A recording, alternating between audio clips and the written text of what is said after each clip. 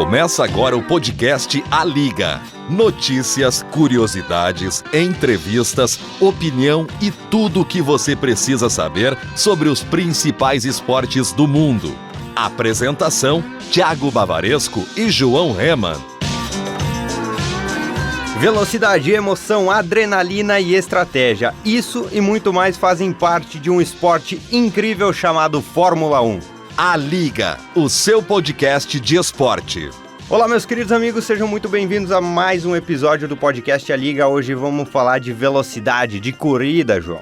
Isso aí, vamos falar de Fórmula 1, aquele esporte que nas manhãs de domingo, com certeza você já ouviu o Galvão narrando, ou seja lá quem for, porque marca, né? Agora a gente tem também, já que você comentou no Galvão, tem Everaldo Marques narrando corridas de Fórmula 1. E cara multifunção. Foi muito bem o menino, né? Nara até BBB, como é que não vai bem?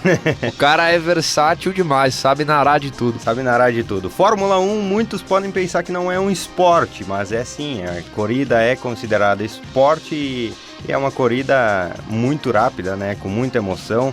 Perigosa por seus lados, mas que alegra toda uma nação, né? Isso aí, e pra quem não sabe, né, os pilotos precisam ter uma rotina bem saudável, tem que aí fazer atividade física e tudo mais, porque pilotar um carro desses demanda de uma certa integridade física, né? Tem que ter um físico bom mas o principal é a cabeça. É a cabeça. Mas é claro que a gente muitas vezes já viu o término da corrida, pilotos saírem do seu carro e não conseguirem nem ficar em pé, né? Isso.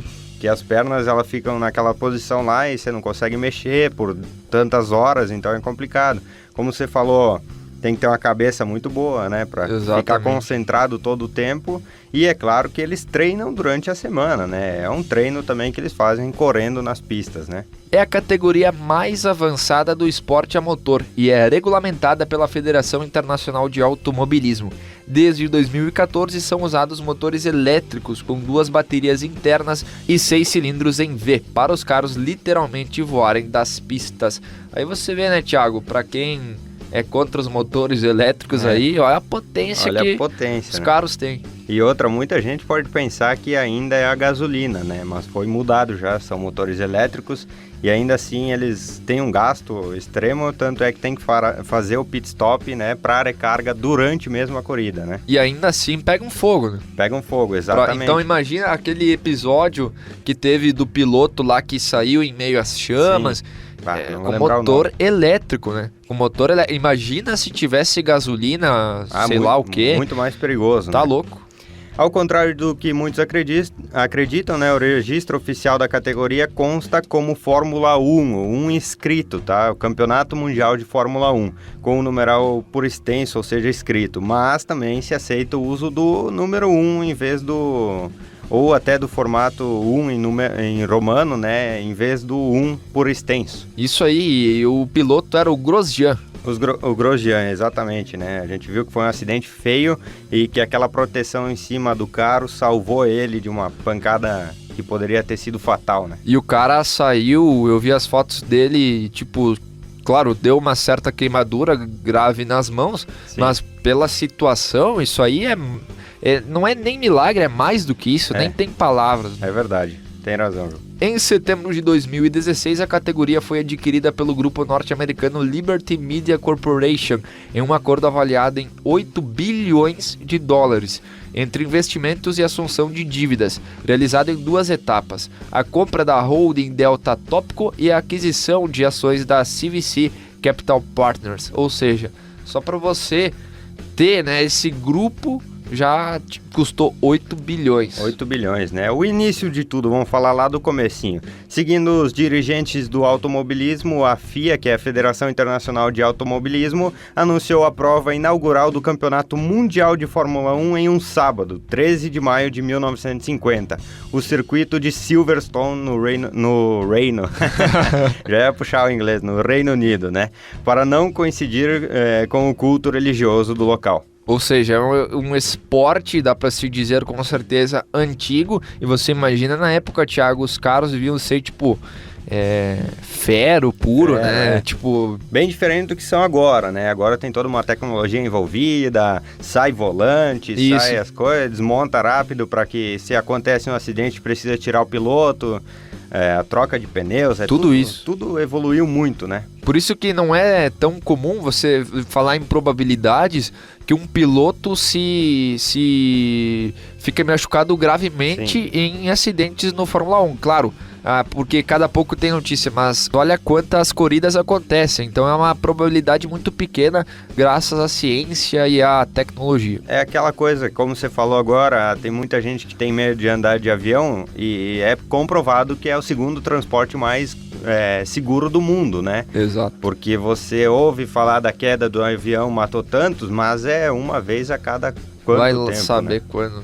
E normalmente os acidentes são com aviões mais pequenos que não tem tanta revisão, não tem tanto preparo mecânico, né? O campeonato anunciado compreendia 6 GPs, né? Esse campeonato de 1950. Eles seriam disputados na Europa, no Reino Unido, em Mônaco, Suíça, Bélgica, França e Itália, e seria ainda adicionado o resultado das 500 milhas de Indianápolis, que quem nunca ouviu falar em Indianápolis, né? Todos os nomes aqui são bem conhecidos, comuns, né? Tornando dessa maneira um campeonato mundial, né? Envolveu vários países, então esse era o primeiro campeonato mundial, né, de Fórmula 1.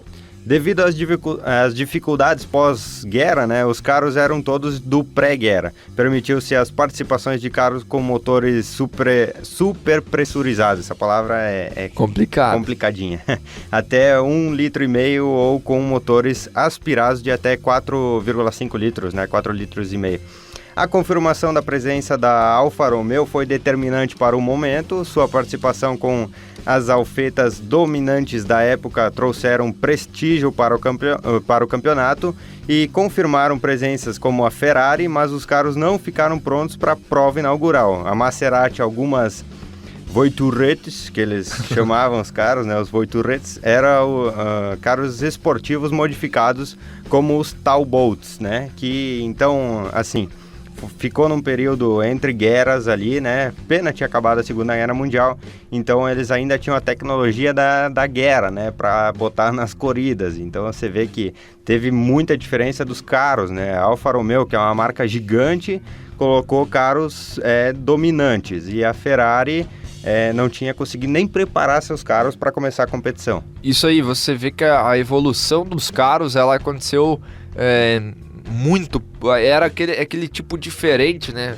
Sei lá, explicar um formato diferente. Era assim. Até com a ponta redonda no começo. Isso. Aí né? Depois foi evoluindo, aí veio os aerofólios, que foi visto que dava uma dinâmica melhor. Aerodinâmica, isso. E não tinha nem a proteção na frente. Os corredores corriam com o capacete de fora, os ombros para fora do carro, né? Então você pensa a loucura. Claro que não chegava à velocidade que chega hoje, né? Mas exato. Era um perigo a mais. E agora a gente vai falar da primeira mulher, né? A primeira mulher a se colocar na Fórmula 1 foi apenas 8 anos depois dá pra se dizer, fundação, né? Da Fórmula 1. Foi lá no ano de 1958, que foi pela primeira vez que a Fórmula 1 teve uma mulher piloto alinhando no grid. Foi a italiana Maria Teresa de Filippis. Inclusive, eu penso em Fórmula 1, penso em Itália, sei lá por quê. A Ferrari marca muito. Me vem muito na cabeça também. Ela tentou se classificar para 5 grandes prêmios, 4 deles pela equipe Maserati e 1 pela Porsche. Classificou-se para 3 deles, um aproveitamento muito bom esse da nossa querida Maria Teresa. Sua melhor atuação foi na segunda corrida, lá na Bélgica, quando largou na 15ª colocação e terminou na 10ª colocação. Aqui, só uma pause aqui, Thiago, para você vê os carros da Fórmula 1, você fala, é uma Ferrari.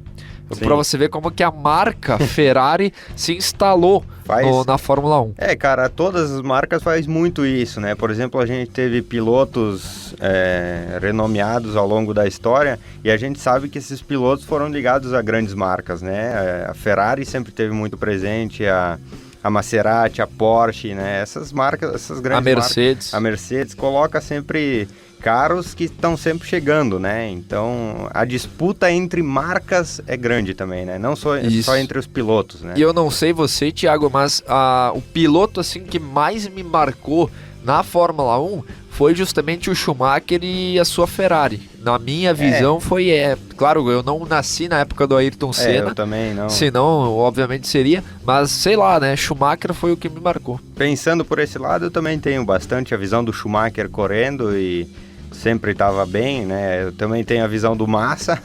Do Massa também. Massa, com certeza. Também era da Ferrari, né? Agora não é mais. Agora não é mais. E a gente tem, é claro que, como todo grande jogador ou todo grande esportista que já passou pela história, o Ayrton Senna tá aí, né? Então a gente tem que dar o mérito para ele. A gente vai falar um pouquinho dele aqui, João. Isso aí. O Ayrton Senna foi campeão da Fórmula 1 por 3 vezes, em 88, 1990 e também em 1991. Ele foi um lendário que partiu cedo demais para a eternidade. Aí fica a pergunta, o Senna era uma lenda mesmo? Será que todos os brasileiros de todas as gerações vão conhecer ele?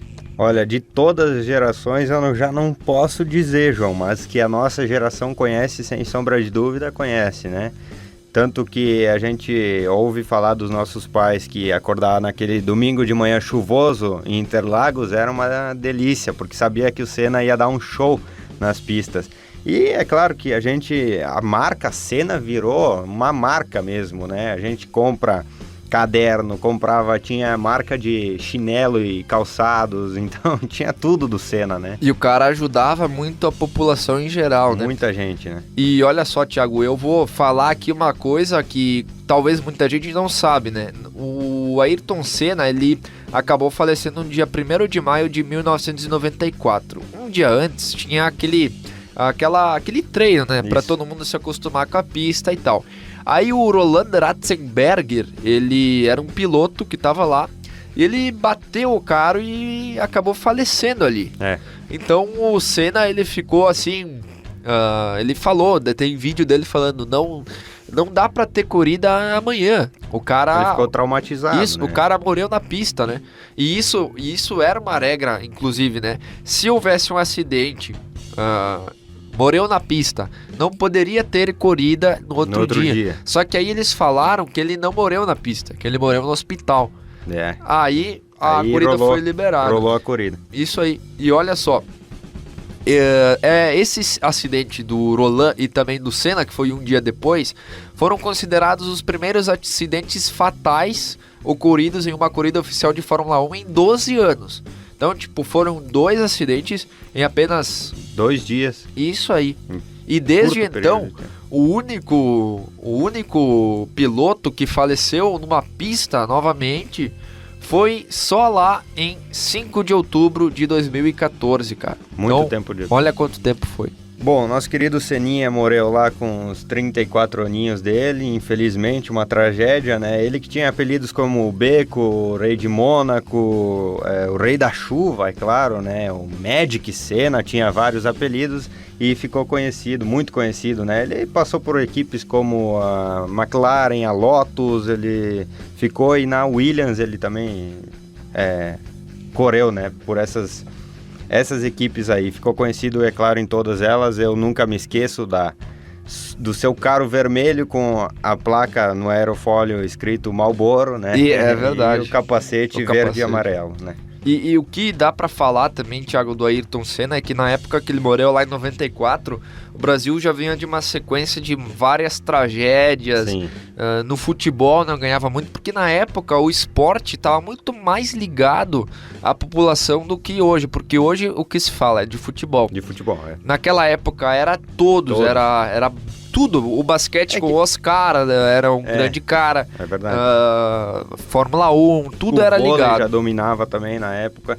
E é claro que a gente tem essa questão também. As corridas passaram a ser domingo de manhã. Isso. Então era um esporte que era fora dos outros horários, né? Isso. Ele não competia com futebol, não competia com... talvez competia com vôlei, né? Mas aí acabava levando a melhor, E claro. Era um horário à parte. Né? E era um horário à parte. Claro que grandes emissoras também deram a oportunidade de transmitir, como foi a Globo, né? Com o seu melhor narrador da história, Galvão Bueno, narrando corridas. Então era de se respeitar mesmo. E até o próprio Galvão e todos que viram essa fase do Ayrton Senna falam que a Copa de 94 foi um divisor de águas, que foi aquela Copa para todo mundo parar de chorar e comemorar, porque O Brasil não ganhava desde 1970 a Copa.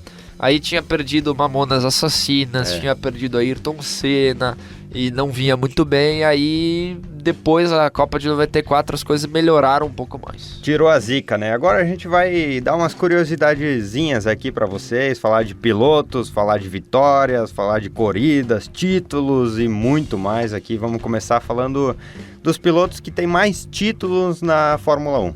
O primeiro deles é o Michael Schumacher. Inclusive, né, o Schumacher tem 7 títulos na Fórmula 1. Inclusive, né, o Schumacher é um cara que ele tá... Ninguém sabe o estado dele, né? Ele tá lá, parece que em coma, mas não se tem informações. Realmente. É uma pena, porque é um cara que marcou as gerações. Uma pena mesmo, ele tem 7 títulos e aí em segundo vem um cara que tá brilhando muito. Saiu quarta-feira no nosso Você Sabia, Lewis Hamilton, né? Que tem 6 títulos, cara, e tá em atividade, né? Exato. Então pode passar o Schumacher. Eu acho que vai passar. Vai passar, tenho quase certeza, se não passar, empata e fica aí, né? Vamos Isso ver. aí. Tomara que na área de Runha aconteça ele. E o terceiro colocado é o Juan Manuel Fangio. Ele tem 5 títulos, aí ele já se aposentou. E então, em quarto lugar, temos 2 competidores, o Alain Prost, né? E o Sebastian Vettel, que também, o Sebastian tá em atividade, né? O Alain, não sei se tá em atividade. Já aposentou. Já aposentou, né? Inclusive, Thiago, uma coisa aqui muito interessante que você vai concordar comigo. Temos Sebastian Vettel com 4 títulos, Lewis Hamilton 6 títulos e Schumacher com 7. Todos eles são alemães. Eu achei que você ia falar todos são da nova geração, mas todos são alemães são também, alemães. Cara. Então, parabéns pra Alemanha aí, você faz corredores como ninguém. Eu e você acho que daria pra tentar, somos então bem, por isso que tá no sangue, né? Na boleia a gente boleia. vai bem. E na quinta posição aí aparece o Ayrton Senna, eu digo só 3, porque ele ia ganhar mais. Ia ganhar mais. O Nelson Piquet, o Niki Lauda, olha só, nomes históricos. O Jack Brabham e o Jack Stewart, todos esses têm 3 títulos. 3 títulos cada um, né? E agora a gente vai falar de vitórias, né? Pilotos com mais vitórias é meio óbvio a gente destacar de novo, em primeiro lugar, o Schumacher tem 91 vitórias, mas em segundo lugar vem ele de novo, João. O companheiro, né, o alemão, o Lewis Hamilton, que ainda continua em atividade, né, tem 84 vitórias, tá pertinho aí. Tá só a 7 vitórias de empatar com o Schumacher, né? Em terceiro lugar também tem um nome bem conhecido, mas aí que tem uma diferença gigantesca atrás do Hamilton é o Sebastian Vettel, né? Que tá em atividade, tem 53 apenas. É difícil chegar. Apenas é complicado. É difícil alcançar o Hamilton, mas vai saber, né? Na quarta posição tem o Alain Prost, tem 51 vitórias. E em quinto lugar aparece o nosso brasileiro querido Ayrton Senna, 41 vitórias. Como o João destacou antes, se não tivesse acontecido a fatalidade, estaria muito mais. Porque ele teve uma carreira muito curta e já se coloca entre os maiores pouco tempo de carreira. Isso. E agora a gente vai falar dos pilotos com mais pole positions na Fórmula 1. O que é isso? É quem ficou sempre entre os 3 primeiros, isso. Né? O primeiro deles é o Hamilton. E daí, meu Deus, de novo ele. Ele se destaca, mas não é tão bom assim, né? Porque ele chegou tantas vezes, mas não tava em primeiro, né? Ele tem 88 vezes na pole position, né? Em segundo lugar, o Schumacher, né? Com 68. Nomes conhecidos, a gente fala de novo em terceiro lugar, Ayrton Senna, 65 vezes. Na quarta posição tem o Vettel com 57. E em quinto, um nome diferente que aparece aqui é o Jim Clark, com 33. Foi azarado. Azarado demais. Subiu, mas não levou a melhor. Cara, e olha só essa curiosidade aqui, todo mundo fica zoando o cara, mas o cara é foda. Quando eu bati o olho, eu tive que dar risada, não tem como. Os pilotos com mais corridas disputadas na Fórmula 1. O primeiro... Eu acho que devia começar ao contrário. Vamos fazer o contrário. Quinto colocado... Não acredito, cara. É Schumacher, piloto que não ganhou nada, não conheço. 308 corridas. E aí em quarto lugar tem o Gerson, que é Jenson Button, né? Gerson Botão. Tem 309 corridas já disputadas, uma mais que o Schumacher. Na terceira posição, um cara que também eu gosto bastante, o Fernando Alonso, com 314. E em segundo lugar tem o único piloto desse nosso tópico em atividade, que é o Kimi Raikkonen, tem 315.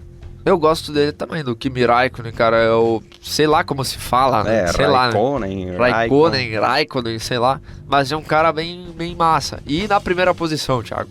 Pole position, em primeiro lugar para Rubens Barrichello. Pois é, cara. Como Será é que pode, cara? Será que ele sabe que chegou? Eu acho que ele deve estar contando agora a 100ª corrida ainda.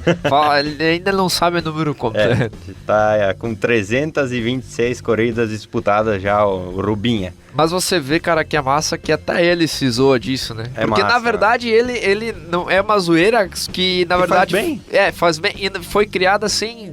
Tipo, isso não é verdade, que ele sempre... ele sempre... Tem um fundinho. Um pouquinho tem. Mas, tipo, até ele se zoa disso, cara, muito bacana. É uma zoeira que traz mídia pra ele. Exato. Toda vez que acontece alguma coisa que não dá pro Brasil, associam ao Rubens Barrichello. Toda vez que acontece um fato histórico no Brasil, associam a ele, né? Ele tá agora... Recebi aqui, ele postou no Twitter... falando do impeachment da Dilma. Eu ia falar que ele foi votar pro sei lá, pro Lula ou pra alguém, né? Pra tentar reeleger o Lula. Tá perdido aí, né? Ai. E agora, as equipes com mais títulos na Fórmula 1. Aí aparece, para mim, o top 5, que realmente é top 5, né? Top 5 mesmo. Primeiro é a Ferrari, que tem 15 títulos. É muito legal ver que a Ferrari conseguiu sair de 1950 sem um carro para a primeira competição e agora é a equipe mais vencedora da Fórmula 1, né? Exato. A McLaren vem em segundo lugar com 12 títulos. Na terceira posição, a Mercedes com 8. E em quarto lugar tem a Williams com 7, eu não sei... Acho João, que é do Massa. É do Massa, mas eu ia te perguntar, não sei se a Williams faz carros convencionais, eu acho que não, né? Eu acho que não. Que é uma empresa fechada para a Fórmula 1. Exatamente. Desses 5 é a única que... É a única, né? A quinta posição é da Lotus, né? Com 5 vitórias. Inclusive, mais uma vez, né? Se eu não me engano, a McLaren é alemã, né? Eu acho também. A Mercedes então são 2 empresas dentre 5 alemãs. A gente vê que a Alemanha realmente domina a Fórmula 1, é muito conhecida e está muito afamada dentro da Fórmula 1. Outro destaque rapidinho que eu vou dar aqui é a Mercedes, é incrível como ela faz de tudo, cara. É caminhão, é carro, é van. É tudo, cara. A Mercedes é uma empresa gigante automobilística mesmo, né? Realmente. E... Thiago, dá pra falar, a Alemanha tem vários nomes ali, só que a Itália, só com a Ferrari já compensa tudo. Já tá lá, né? Que a vermelhinha não tem galho, né? O cavalinho tá sempre na frente. Isso aí. E agora vamos começar a falar outras curiosidades bem bacanas aí. Fala aí, Thiago. O piloto mais novo a ter vencido uma corrida logo em sua primeira corrida na Red Bull, o Max Verstappen, como a gente tava zoando aqui fora do ar, achamos que ele era alemão, mas ele é belga. Ele conquistou a sua primeira vitória na Fórmula 1. Ele venceu o GP da Espanha, né, o Grand Prix da Espanha de 2016. Ele tinha 18 aninhos e 228 dias, tornando-se o mais jovem piloto da história a vencer uma corrida na Fórmula 1 e derrubando o recorde que pertencia ao alemão, aí sim, o Sebastian Vettel. Só que aí, João, vou falar aqui, o cara com 18 anos, ele era campeão do Grand Prix e a gente tem 19 anos na cara, estamos aqui gravando. Exato, estamos aqui gravando. Estamos numa boa também, né? E nem corrida de kart não conseguimos fazer. Mas, cara, kart, eu não sei... Você já corri. Então, cara, é uma experiência muito massa. É massa. Cara, é por isso que eu acho que correr nas pistas, né, deve ser muito massa. Deve ser uma emoção igual a todo esporte só que, cara, eu ainda tenho esse negócio de que é muito perigoso. É perigoso demais. Muito perigoso. Cara, especialmente dos carros de Fórmula 1. Porque eles vão muito... Cara, eu vi um vídeo no Twitter, assim, das pessoas assistindo... É loucura, cara. Tipo, você não vê os carros nem passarem. Passa no alambrado, assim, é só o... aí que tá, é outro perigo também. De repente, um carro aí se desestabiliza, vai pra plateia lá. Aí já era, mano. Um objeto a 300 km por hora, não sou bom em física, mas vezes o peso aí, acho que é isso, velocidade vezes o peso, não me lembro. Inclusive um abraço pro professor Carlos aí, que foi um baita professor. Baita professor, mas a gente esqueceu mesmo. A gente esqueceu, mas aí, sei lá, deve dar umas toneladas. Deve dar umas toneladas. E o piloto mais idoso, mais velhinho, Corê? É o monegasco Luiz Chiron, ele foi o piloto mais velho. Lá em 1955 ele disputou um Grand Prix aos 55 anos.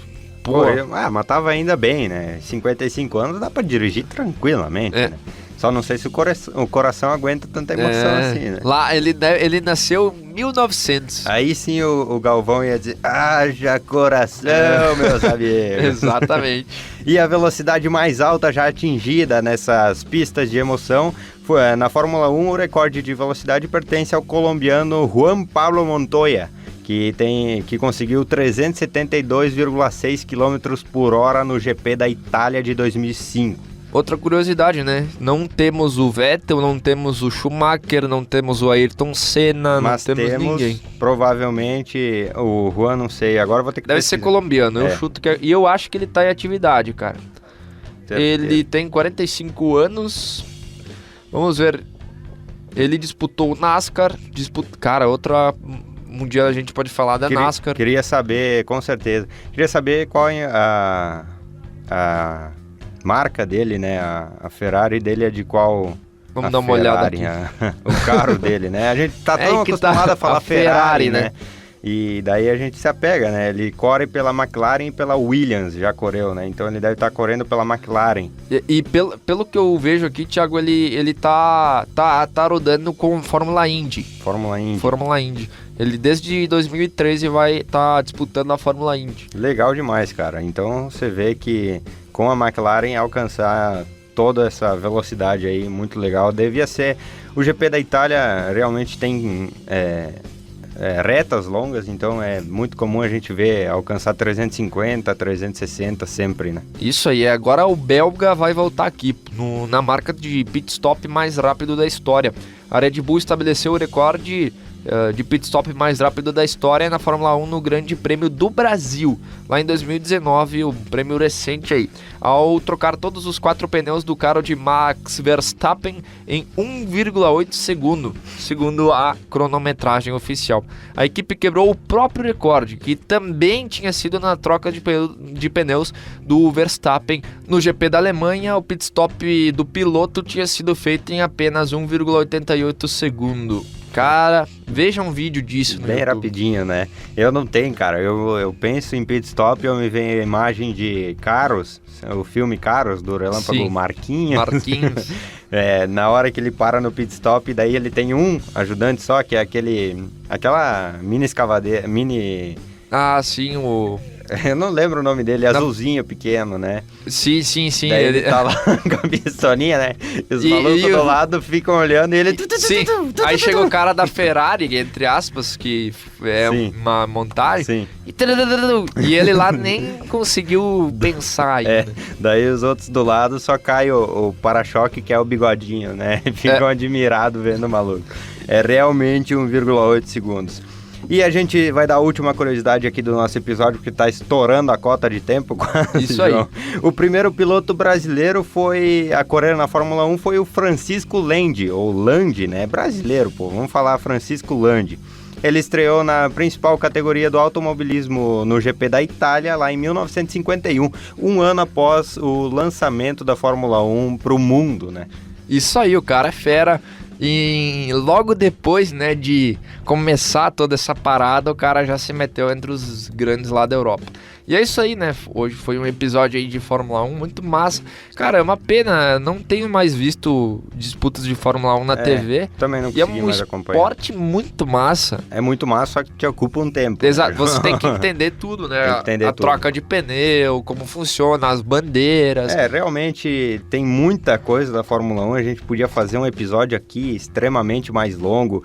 Tem todos os tipos de bandeira para se falar, os tipos de pneu e como funciona o pit stop, como recarrega e tudo mais. Então, pode ser que saia um Fórmula 2. Hashtag Fórmula 2. Fórmula 2. Vai sair talvez um segundo episódio aí mais pra frente, né? Isso aí. Vamos dar espaço aí também pro nosso resenha que a gente faz. Então, podemos comentar lá também no resenha, com certeza.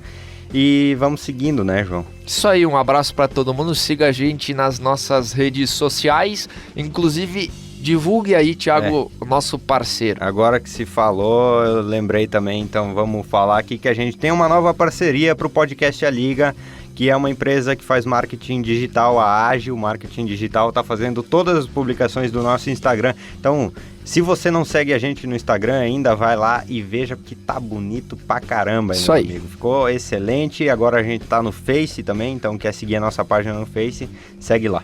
Vai lá, um abraço para todo mundo. Tchau, tchau. Valeu, tchau, tchau. Podcast A Liga.